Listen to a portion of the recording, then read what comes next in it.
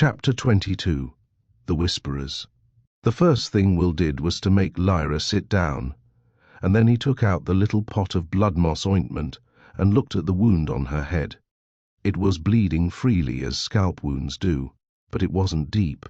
He tore a strip off the edge of his shirt and mopped it clean, and spread some of the ointment over the gash, trying not to think of the filthy state of the claw that made it. Lyra's eyes were glazed, and she was ash pale. "Lyra, Lyra," he said, and shook her gently. "Come on now, we've got to move."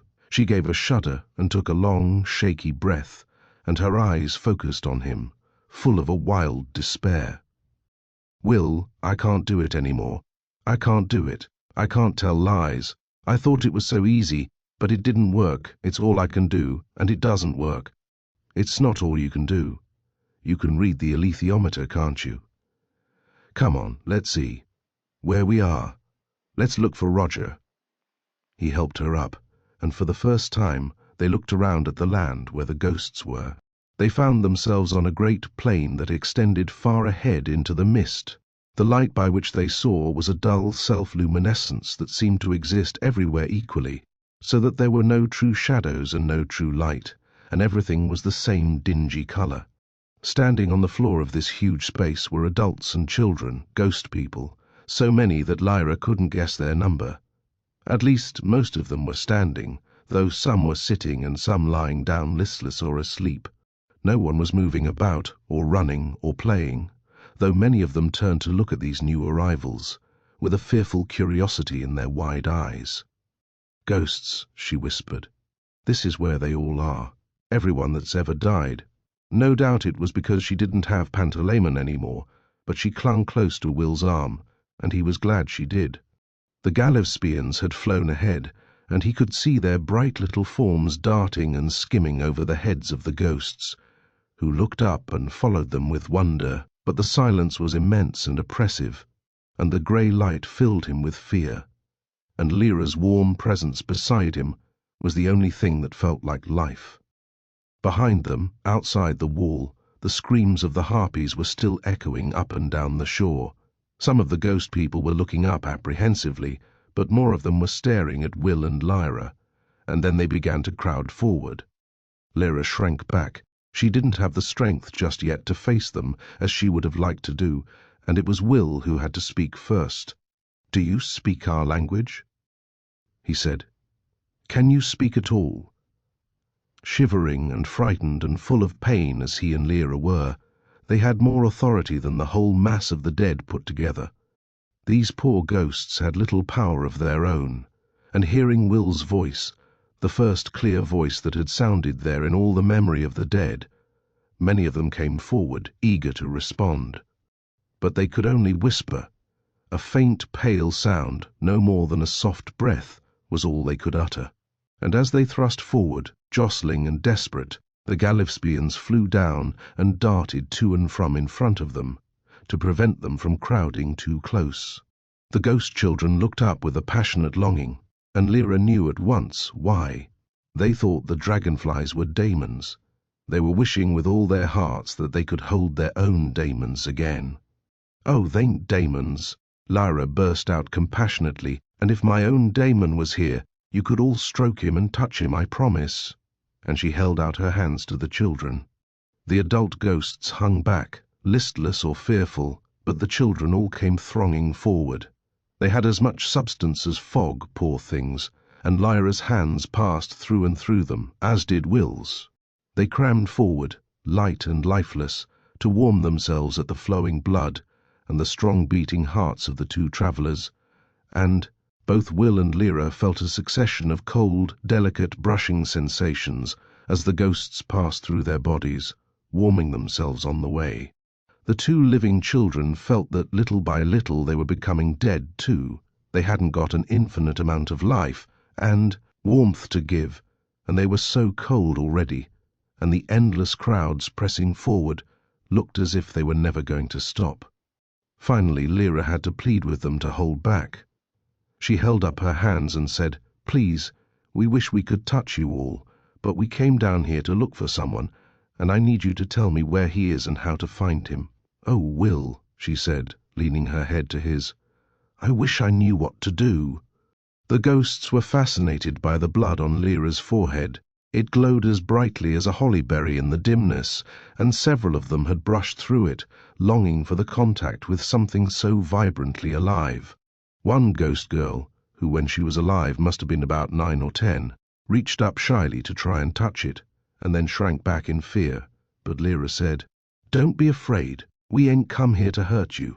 Speak to us if you can."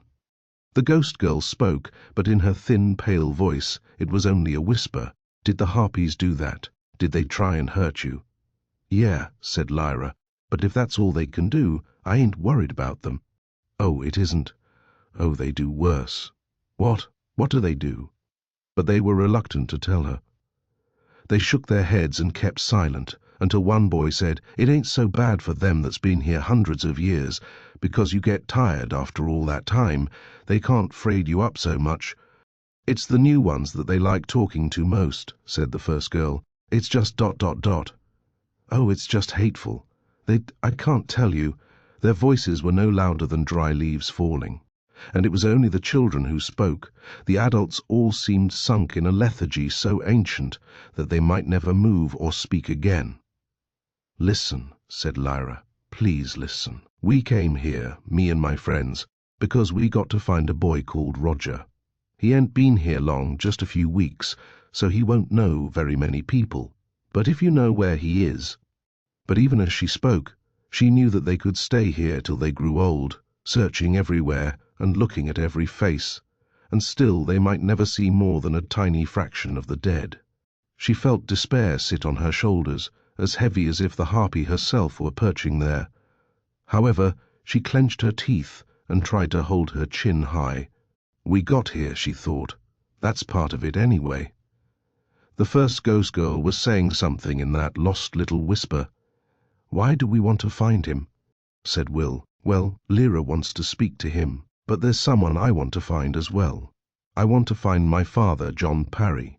He's here too, somewhere, and I want to speak to him before I go back to the world. So please ask if you can. Ask for Roger, and for John Parry to come and speak to Lyra and to Will. Ask them." But suddenly the ghosts all turned and fled, even the grown-ups, like dry leaves scattered by a sudden gust of wind. In a moment the space around the children was empty, and then they heard why. Screams, cries, shrieks came from the air above, and then the harpies were on them, with gusts of rotten stink, battering wings, and those raucous screams, jeering, mocking, cackling, deriding. Lyra shrank to the ground at once, covering her ears, and Will, knife in hand, crouched over her. He could see Tialis and Salmakia skimming toward them, but they were some way off yet, and he had a moment or two to watch the harpies as they wheeled and dived.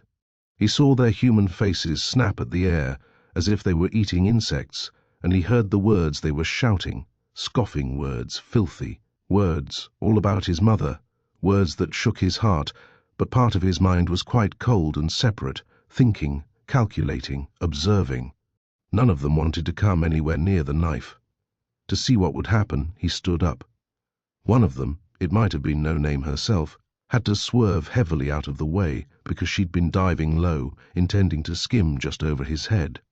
Her heavy wings beat clumsily, and she only just made the turn.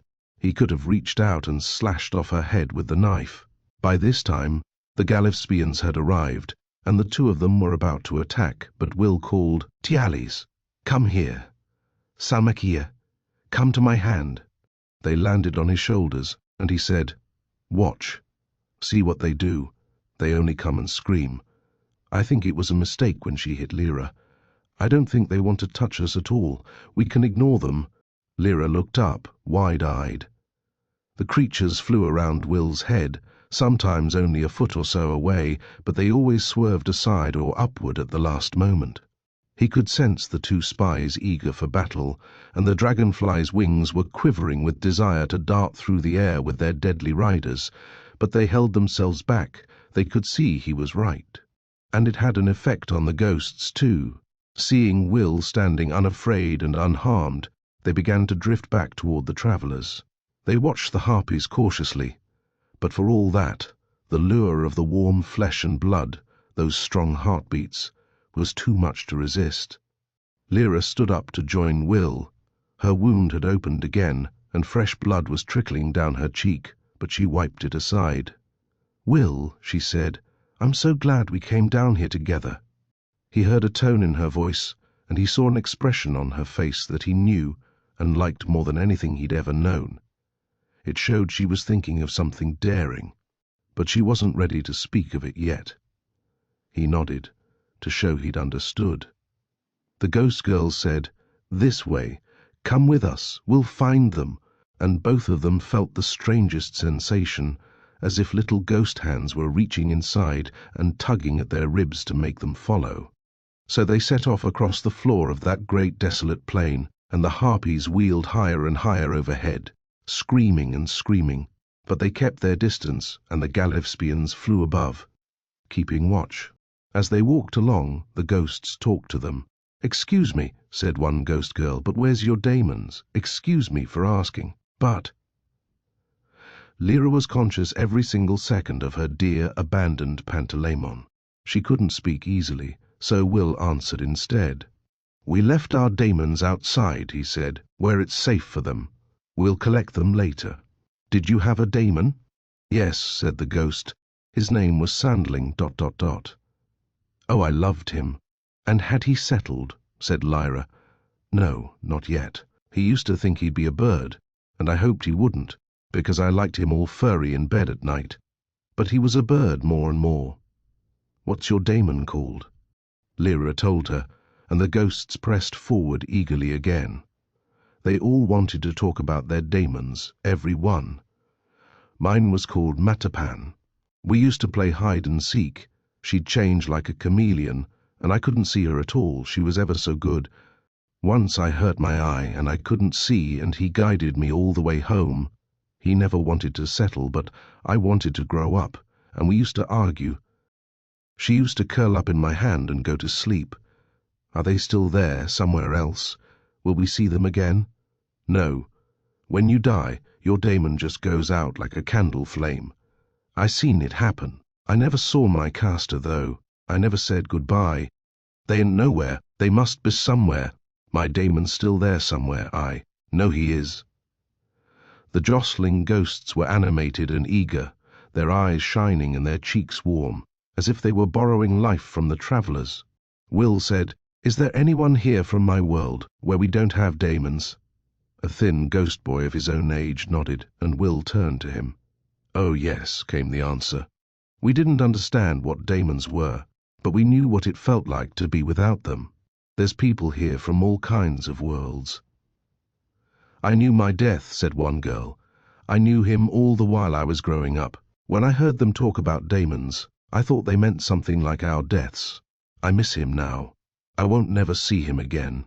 I'm over and done with. That's the last thing he said to me, and then he went forever. When he was with me, I always knew there was someone I could trust, someone who knew where we was going and what to do. But I ain't got him no more. I don't know what's going to happen ever again." "There ain't nothing going to happen," someone else said. "Nothing forever." "You don't know," said another. "They came, didn't they? No one ever knew that was going to happen." She meant Will and Lyra. "This is the first thing that ever happened here," said a ghost boy. "Maybe it's all going to change now." "What would you do if you could?"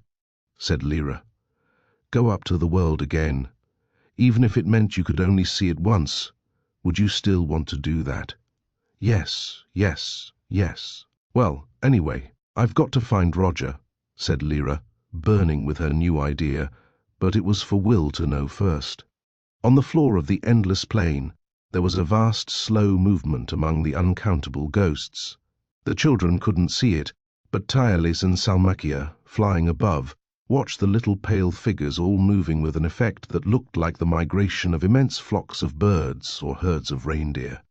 At the center of the movement were the two children who were not ghosts, moving steadily on, not leading and not following, but somehow focusing the movement into an intention of all the dead. The spies, their thoughts moving even more quickly than their darting steeds, exchanged a glance and brought the dragonflies to rest side by side on a dry, withered branch. "Do we have daemons, Tialis?" said the lady. "Since we got into that boat, I have felt as if my heart had been torn out and thrown still beating on the shore," he said. "But it wasn't. It's still working in my breast. So something of mine is out there with the little girl's daemon, and something of yours too, Salmakia, because your face is drawn and your hands are pale and tight. Yes, we have daemons. Whatever they are. Maybe the people in Lyra's world are the only living beings to know they have. Maybe that's why it was one of them who started the revolt." He slipped off the dragonfly's back and tethered it safely, and then took out the lodestone resonator. But he had hardly begun to touch it when he stopped. "No response," he said somberly. "So we're beyond everything? Beyond help, certainly. Well, we knew we were coming to the land of the dead. The boy would go with her to the end of the world. Will his knife open the way back, do you think?" "I'm sure he thinks so. But oh, Tialis, I don't know. He's very young." "Well, they are both young. You know, if she doesn't survive this, the question of whether she'll choose the right thing when she's tempted won't arise. It won't matter anymore. Do you think she's chosen already, when she chose to leave her daemon on the shore? Was that the choice she had to make?" The Chevalier looked down on the slow-moving millions on the floor of the land of the dead, all drifting after that bright and living spark, Lyra Silvertongue. He could just make out her hair, the lightest thing in the gloom, and beside it the boy's head, black-haired and solid and strong. "No," he said, "not yet. That's still to come, whatever it may be. Then we must bring her to it safely, bring them both. They're bound together now." The Lady Salmakia flicked the cobweb-light rein, and her dragonfly darted off the branch at once and sped down toward the living children, with the Chevalier close behind. But they didn't stop with them. Having skimmed low to make sure they were all right, they flew on ahead, partly because the dragonflies were restless, and partly because they wanted to find out how far this dismal place extended. Lyra saw them flashing overhead and felt a pang of relief that there was still something that darted and glowed with beauty. Then, unable to keep her idea to herself any more, she turned to Will, but she had to whisper. She put her lips to his ear, and in a noisy rush of warmth he heard her say, "Will, I want us to take all these poor dead ghost kids outside, the grown-ups as well. We could set 'em free. We'll find Roger and your father, and then let's open the way to the world outside and set 'em all free." He turned and gave her a true smile, so warm and happy she felt something stumble and falter inside her. At least it felt like that, but without Pantalaimon she couldn't ask herself what it meant. It might have been a new way for her heart to beat. Deeply surprised, she told herself to walk straight and stop feeling giddy. So they moved on. The whisper Roger was spreading out faster than they could move. The words Roger, Lyra's come, Roger. Lyra's here passed from one ghost to another, like the electric message that one cell in the body passes on to the next. And Tialis and Salmakia, cruising above on their tireless dragonflies, and looking all around as they flew, eventually noticed a new kind of movement. Some way off there was a little gyration of activity. Skimming down closer, they found themselves ignored for the first time, because something more interesting was gripping the minds of all the ghosts. They were talking excitedly in their near-silent whispers. They were pointing. They were urging someone forward. Salmakia flew down low but couldn't land. The press was too great, and none of their hands or shoulders would support her, even if they dared to try. She saw a young ghost boy with an honest, unhappy face, dazed and puzzled by what he was being told, and she called out, "Roger? Is that Roger?" He looked up, bemused, nervous, and nodded. Salmakia flew back up to her companion, and together they sped back to Lyra. It was a long way, and hard to navigate, but by watching the patterns of movement, they finally found her. "There she is," said Tialis, and called, "Lyra, Lyra, your friend is there." Lyra looked up and held out her hand for the dragonfly. The great insect landed at once, its red and yellow gleaming like enamel, and its filmy wings stiff and still on either side. Tialis kept his balance as she held him at eye level. "Where?" she said, breathless with excitement. "Is he far off?" "An hour's walk," said the Chevalier. "But he knows you're coming. The others have told him. and we made sure it was him. Just keep going, and soon you'll find him." Tiali's saw will make the effort to stand up straight and force himself to find some more energy. Lyra was charged with it already, and plied the Galivspians with questions. How did Roger seem? Had he spoken to them? No, of course. But did he seem glad? Were the other children aware of what was happening, and were they helping, or were they just in the way? And so on. Tialis tried to answer everything truthfully and patiently, and step by step the living girl drew closer to the boy she had brought to his death.